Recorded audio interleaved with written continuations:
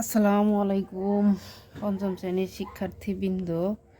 আজকে পৃষ্ঠা নাম্বার 3-এ আমি জানি যে সব অঙ্ক সবাই গুণ পারে, এই জন্যে একটা জটিল অঙ্ক নিয়ে হাত দিলাম।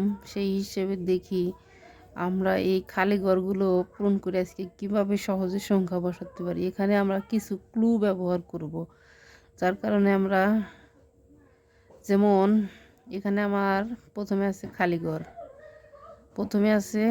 খালি ঘর, এ মাঝখানে 2 ঘর পরে আছে আমার খালি ঘর। ভাজ্য আমার বসাবো, তাই একটু দেখে নেই। এখন আমার কিন্তু 7-এর ঘরের নামতা পড়তে হবে, যেহেতু 7 দিয়ে প্রথমে গুণ হয়। তাহলে 7 অক্ষে 7, 7 দুগুণে 14, 3 7 21, 4 7 28, 5 7 35, 6 7 42, 7 7 49, 7 8 56, 7 9 63।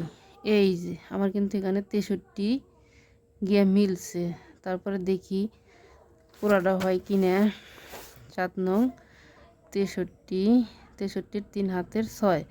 এই পরেরটা গুণ করে দেখি। 7 7 49 আর 6 49, 50 51 52 53 54 55। ইয়েস, মিলে গেছে আমার। এই যে তাহলে আমি কি করলাম, এখানে আমার কত 9। 7 নং 63 3 হাতের 6, 7 7 49 আর 6 55 5 হাতে আমার 5, 5 7 35 আর 5 40 শূন্য হাতের 4, 5 7 35। ও আসল কথা হচ্ছে নিচে আমাদের যা আছে তাই আমরা এখানে নামিয়ে দিলে আমাদের সংখ্যা হয়ে যাবে। তাহলে এখানে 9 আছে, এখানে 3, এই 7 আর এই প্রথম সংখ্যা 7, দ্বিতীয় সংখ্যা 7, ভাজক এই গুণক যেহেতু দুটোই 7, তাহলে কিন্তু আমাদের এখানে আর সমস্যা নেই। তাই আমরা নিচের সংখ্যাটা শুধু উপরে উঠে নামিয়ে দিতে পারি। তাহলে এখানে 3 হককে 3, কারণ এই 3 এখানে চলে গেছে। এখন এই ঘরের কাজ শেষ। এই ঘরে এসে আবার আমাদের এই যে এখানে কত বসবে সেটা কিন্তু আমরা ধরতে পারতেছি না। এটাকে আমরা আবার 9-এর ঘরে নামাতে পারবো এখান থেকে। 9 1 9, 9 2 18, 3 নং 27, 4 নং 36।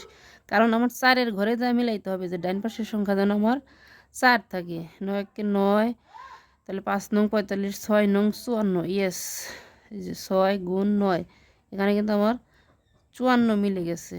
তাহলে আমার কত নামাইতে হবে, এখানে আমার হবে 6, 6 নং 54, 4 হাতে আমার কত 5। তাহলে 5 6 7 42 আর 5-এ 6 7 42, 42 আর 5-এ 43 44 45 46 47, 47-এর 7 হাতে আমার 4, হাতে আমার 4, 5 7 35 আর 4-এ 34-এর 4। আর কিন্তু আমার গুণন করার দরকার নেই। এখন আমরা সরাসরি কিন্তু যোগ, এই যোগটা আমাদের করাই আছে। তাহলে এখানে এই যে 9 আর 3 12, 13 14 15 16 17, 17-র 7, 17-র 7, 1 আর 4-এ কত 5, 5 আর 9-এ 5 আর 9, 5 6 7 8 9 10, 10 আর 9 আর 3 12, 12 আর আগে 13, 13 আর 4-এ 17, 7।